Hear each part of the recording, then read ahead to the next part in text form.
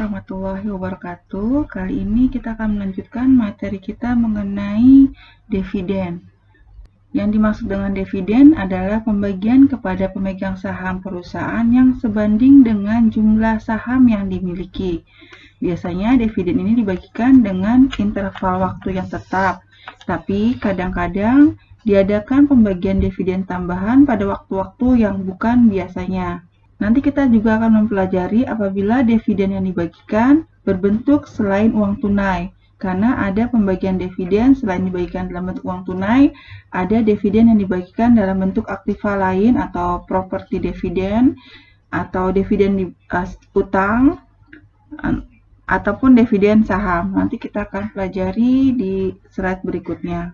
Dalam rangka pembagian dividen dari suatu perusahaan, biasanya kita akan mengenal 3 tanggal yang perlu diperhatikan. Yang pertama adalah tanggal pengumuman atau declaration date, lalu ada tanggal pendaftaran atau tanggal pencatatan, date record, dan tanggal pembayaran atau payment date.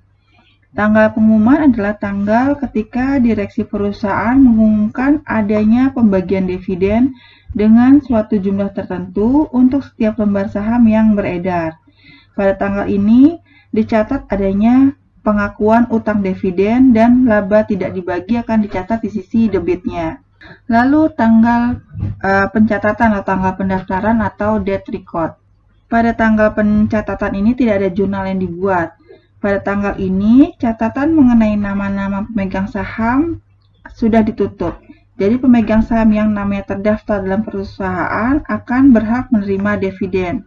Apabila sesudah saham ini dicatatkan atau didaftarkan, kemudian dijual, maka pembeli tidak berhak menerima dividen yang dibagi. Karena nama yang terdaftar adalah nama pemegang saham yang lama. Saham yang dijual sesudah didaftarkan disebut dengan stock ex dividend. Lalu tanggal pembayaran atau dikenal dengan payment date. Pada tanggal pembayaran, dividen yang terutang akan dilunasi dan dicatat dengan mendebet rekening utang dividen dan mengkredit rekening aktiva. Apabila dividen yang dibagi itu berbentuk saham, maka jurnal pencatatannya berbeda dari yang disebut di atas. Jadi tidak mengkredit rekening aktiva ya, atau mendebet rekening utang dividen kalau dividen yang dibagikan dalam bentuk saham. Di sini kita akan coba membahas mengenai jenis-jenis dividen ya. Dividen yang dibagikan oleh perusahaan bentuknya bisa berbentuk cash dividen, share dividen, dividen saham ya, property dividen, ataupun scrip dividen. Scrip dividen itu dividen utang. Untuk cash dividen, dividen yang paling umum dibagikan oleh perusahaan adalah bentuknya kas. Yang perlu diperhatikan oleh manajemen atau perusahaan sebelum membuat pengumuman adanya dividen kas adalah memastikan bahwa jumlah uang kas yang dimiliki oleh perusahaan itu mencukupi untuk pembagian dividen tersebut.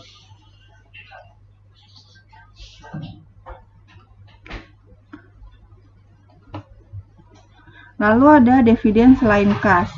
Dividen selain kas itu ada yang disebut share dividen atau dividen saham, adalah dividen yang dibagikan dalam bentuk saham. Pemberian dividen jenis ini biasanya karena perusahaan kekurangan uang kas, sehingga dividen pun dibagikan dalam bentuk saham. Biasanya pembagiannya dilakukan secara merata kepada semua pemilik saham. Lalu ada properti dividen. Dividen ini dibagikan dalam bentuk aset. Jenis ini termasuk jarang dilakukan karena relatif tidak mudah untuk prosesnya. Penyebab perusahaan membagikan dividen dengan cara ini karena satu, biasanya tidak ada uang tunai, kemudian coba dilakukan pembagian dalam bentuk aset. Lalu ada scrip dividen atau dividen utang. Dividen utang atau scrip dividen ini timbul apabila laba tidak dibagi itu saldonya tidak mencukupi untuk pembagian dividen. Tetapi saldonya kasih tidak mencukupi. Artinya perusahaan akan berjanji membayarkan dividen tersebut pada waktu yang ditentukan nantinya.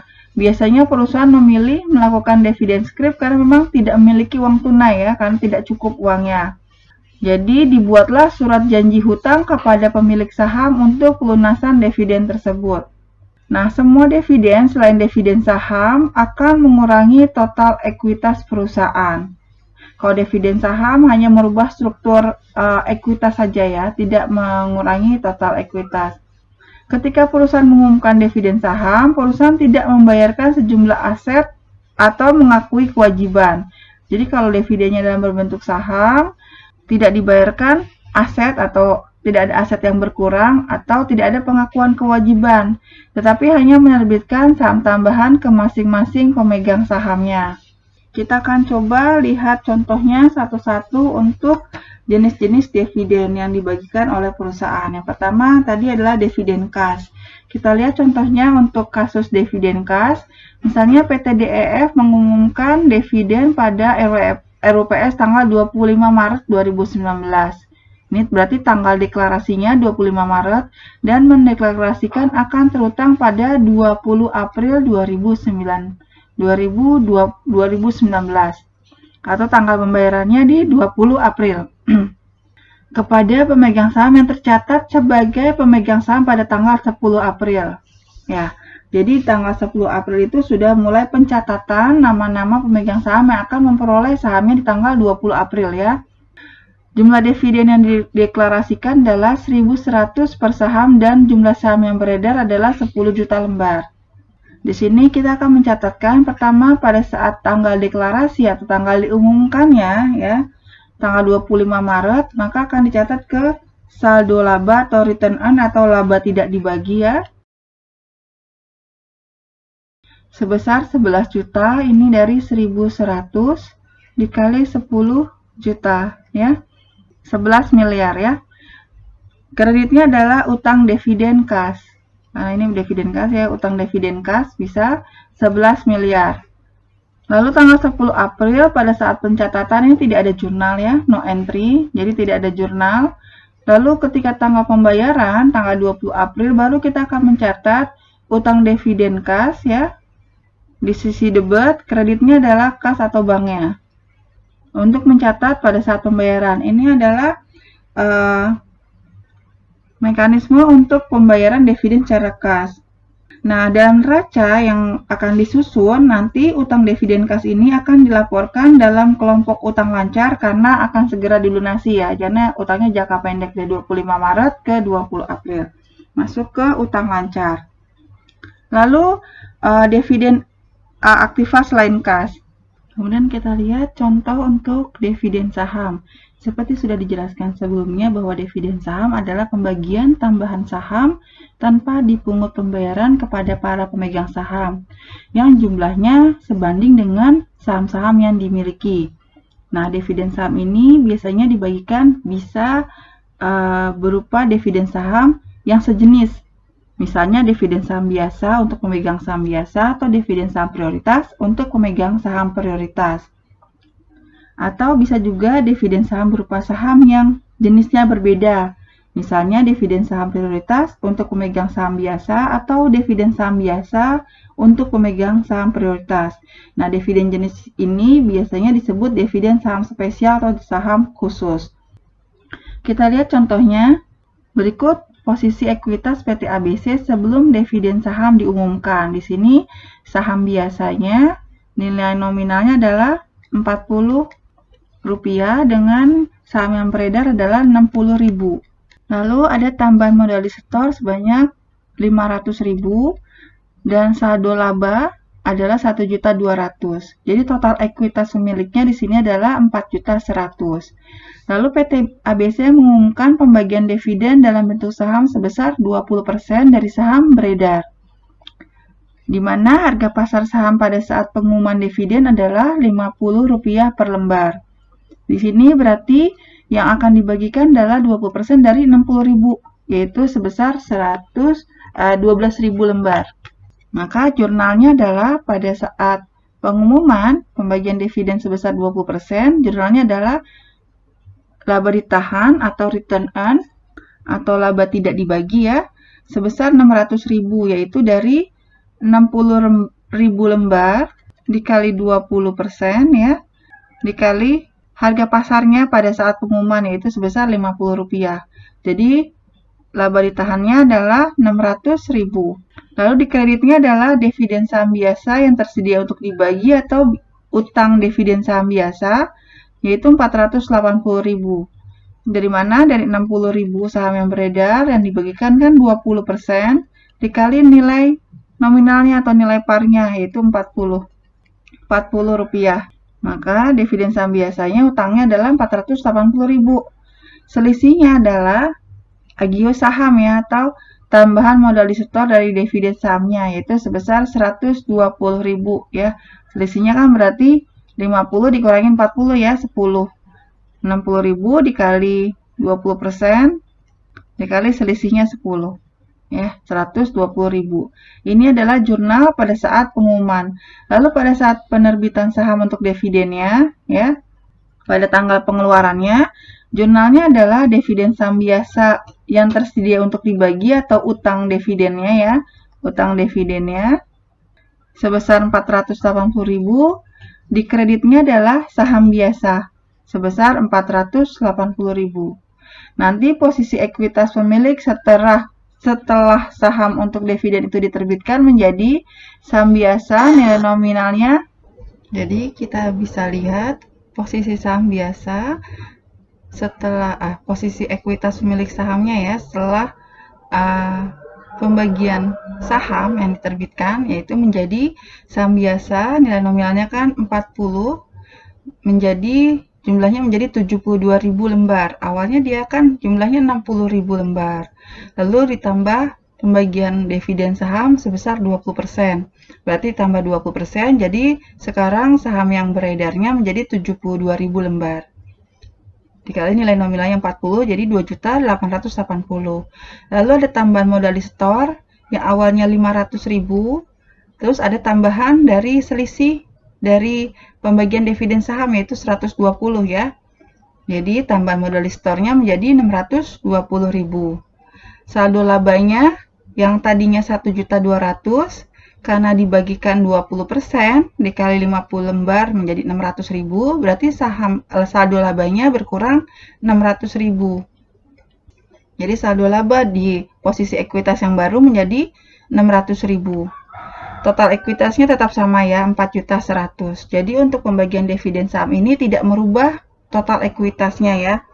Nah, untuk pembagian dividen saham ini, perlakuan akuntansinya dia ada dua ya. Jadi ketika dividen sahamnya jumlahnya kecil atau untuk dividen saham dalam jumlah kecil atau kurang dari 25% yang dibagikan, maka saham yang akan diterbitkan sebagai dividen dinilai sebesar harga pasar wajarnya. Maka yang tadi kita hitung berdasarkan harga wajarnya ya, dikalikan 50 harga pasarnya. Lalu yang kedua adalah dividen saham dalam jumlah besar ya. Untuk dividen saham dalam jumlah besar kalau lebih dari 25% dari si sahamnya, maka saham yang akan diterbitkan sebagai dividen dinilai sebesar nilai nominalnya ya. Kita lihat contohnya dengan kasus yang sama ya. Di sini posisi ekuitas PT ABC sebelum dividen saham diumumkan, nilai nominalnya 40, yang beredar adalah 60.000 lembar, totalnya 2.400.000, tambahan modal di store 500.000, saldo labanya 1.200.000, jadi total ekuitasnya 4.100.000. Lalu PT ABC mengumumkan pembagian dividen dalam bentuk saham sebesar 40% dari saham beredar. Harga pasar sahamnya Rp50 per lembar. Maka laba ditahannya, jurnalnya ketika pengumuman adalah laba ditahan pada utang dividen saham biasa atau dividen saham biasa yang tersedia untuk dibagi, yaitu 40% dikali 60.000 dikali nilai nominalnya 40 ya, 960.000. Jadi yang dibagikan ini adalah sebanyak 24.000 saham beredar dikali 40 ya, dikali nilai nominalnya. Lalu utang dividen sahamnya juga 960.000. Ini adalah jurnal saat pengumuman. Lalu pada saat penerbitannya tinggal dividen saham biasa yang tersedia untuk dibagi atau utang dividen. Kreditnya adalah saham biasa 960 ya. Jadi di sini posisi ekuitas pemilik setelah saham untuk dividen diterbitkan menjadi saham biasa nilai nominalnya Rp40 yang beredar adalah menjadi 84.000 ya. 60.000 ditambah 40%-nya, ditambah 24.000. Jadi total saham yang beredar sekarang 84.000 dikali 40 rupiah adalah 3.360.000. Tambahan modal di store-nya tetap 500.000, saldo labanya jadi 1.200.000 dikurangin 960 ya. Nih laba ditahannya kan berkurang di sisi debit. Jadi saldo labanya sekarang menjadi 240.000. Total ekuitas pemiliknya tetap sama ya, 4.100.000. Ini untuk dividen saham. Kemudian dividen properti ya. Dividen properti merupakan pembagian dividen dalam bentuk aset perusahaan. Apabila perusahaan akan membagikan dividen dalam bentuk dividen properti, maka perusahaan harus melakukan penilaian atas nilai wajar dari aset tersebut. Lalu ada pengakuan keuntungan atau kerugian sebagai selisih dari nilai wajar aset dengan nilai buku pada tanggal deklarasinya atau pada tanggal pengumumannya. Kita lihat contohnya di sini, PT ABC memiliki 20.000 lembar saham PT XYZ ya, dengan nilai yang tercatat adalah 900.000 nilai bukunya ya, sedangkan nilai pasar wajarnya adalah 1 juta atau 50 per lembar saham. Nah, saham PT XYZ tersebut akan dibagi kepada para pemegang saham sebagai saham properti. Jadi untuk pembagian dividen sahamnya yang dibagikan adalah saham PT XYZ yang dimiliki oleh PT ABC. Jumlah saham PT ABC yang beredar sebanyak 300.000 lembar.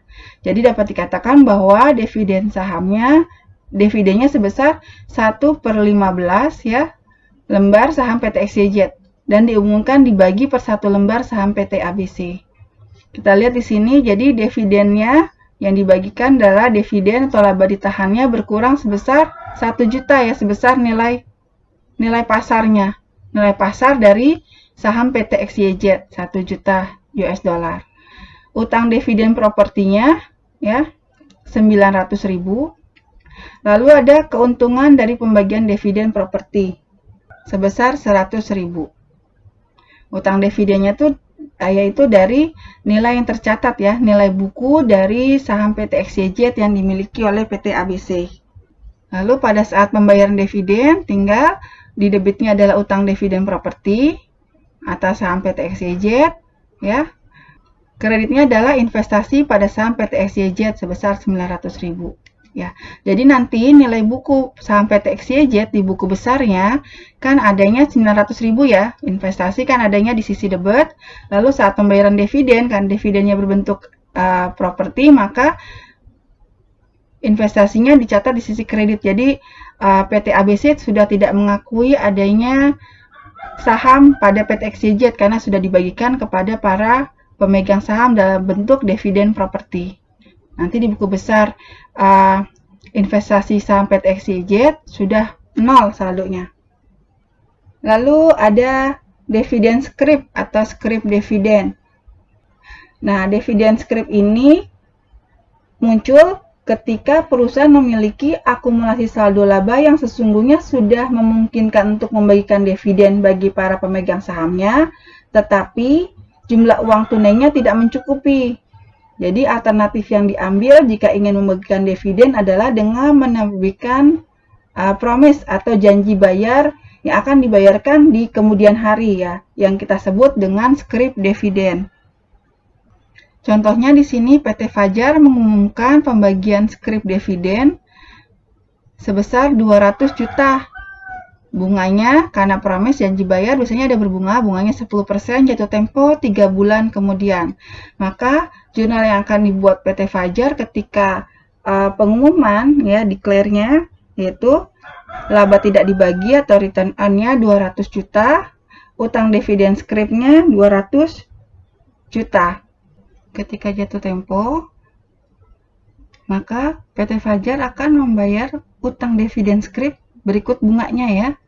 Dengan jurnalnya utang dividen scripnya di debit 200 juta, biaya bunganya 5 juta dengan perhitungan 3 bulan 3/12 berarti kan ya, dikali 10%, bunganya 10%, dikali 200 juta atau scrip dividennya.